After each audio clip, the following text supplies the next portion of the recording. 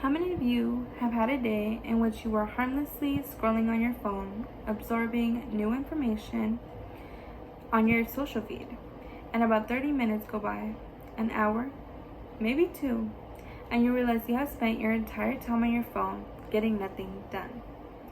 Hello, my name is Maria Hernandez, and today I will be touching up on ways social media is impacting our mental health, such as accumulating too much of it, how we unknowingly compare ourselves to others, and end with ways you can manage the amount of time spent on social media. Going back to our previous statement, many of us have dealt with this issue of spending most of our time on social media. The most affected are young adults to those in their early 20s, and I fall into this category, especially with the generation, technology is advancing, and media apps. This can impact work and academic lives by making us have the inability to focus.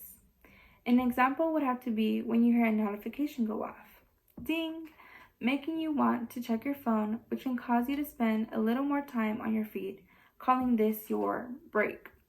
Or even when you have a big day with many things planned out, but you end up on your phone the whole time, wasting the day and not giving you enough time to get your errands done. Let's start with what social medias have in common, such as Snapchat, Instagram, Facebook, you name it. And that would have to be the infinite scrolling.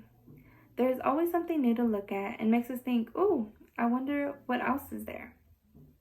And we go and focus deeper into our feed, since it goes with our likes and algorithms. When we bring on the phone too much, it can cause dopamine high, also known as the feel-good hormone, which gives us a sense of pleasure. We can get a high dopamine from getting new followings, likes, etc. However, when it becomes severe enough, this social media addiction can cause depression and anxiety, which leads me to my next point. How we unknowingly compare ourselves to others. As we know, comparing ourselves to others is not really a good feeling. It makes us feel anxious and have symptoms of depression, as though we aren't enough or doing enough. It just shoots down our self-esteem and how we perceive ourselves. An example would have to be when we're seeing celebrities on our social media app and with a nice physique and no imperfections to be found, making you feel as if you aren't normal for having something that isn't socially accepted. Another thing is highlight reels. Now you may be wondering, what are highlight reels? Well, from a TikTok by Bailey Parnell, highlight reels is a collection of the best and brightest moments posted in our social media.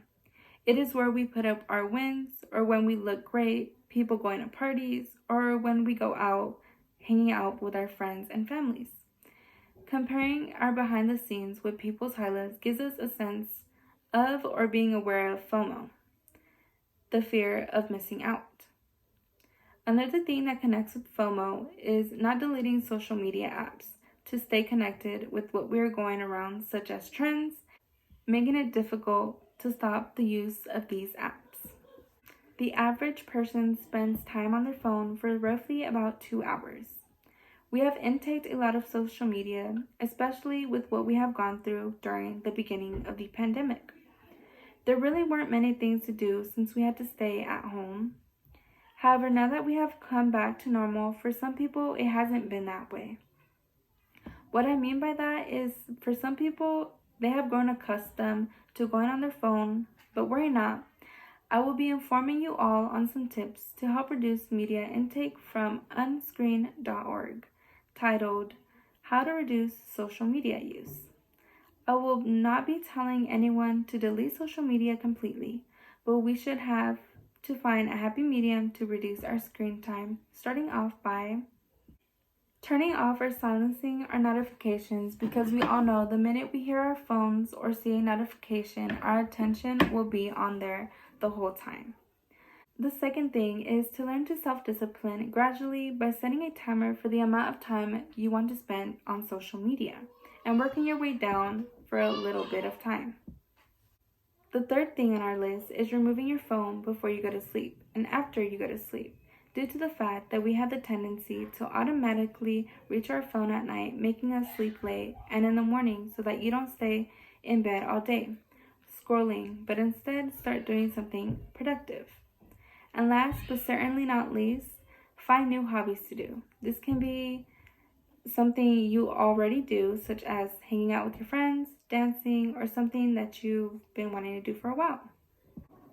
Now that we have reached the end of my speech, I hope that this information was beneficial for you, as I informed you how intaking so much media can impact our lives, how FOMO can make us feel left out or bring down our self-esteem from highlight reels, and tips to reduce the time we spend on our phone.